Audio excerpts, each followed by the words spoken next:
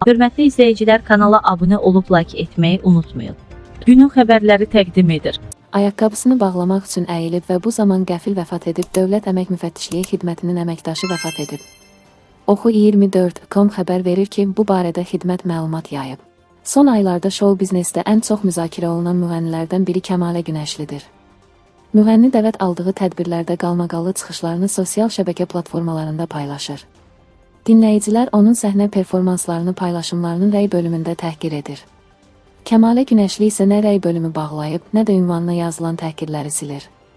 Müğənni onu təhqir edən dinləyicilərinə belə cavab verib: "Həm rəqsim, həm də özüm sevilirəm." Müğənni Əli Mirəliyev Qaynar-Infoya açıqlamasında Kəmalə Günəşlini tanımadığını, amma həmin performanslarından xəbərdar olduğunu vurğulayıb. "Bilmirik oxuyur, ya oynayır. Əlində mikrofon var, mikrofon onu oxumaq üçün deyil, başqa şeylər üçün lazımdır. Əsəbləşəndə kiminsə başına vursun."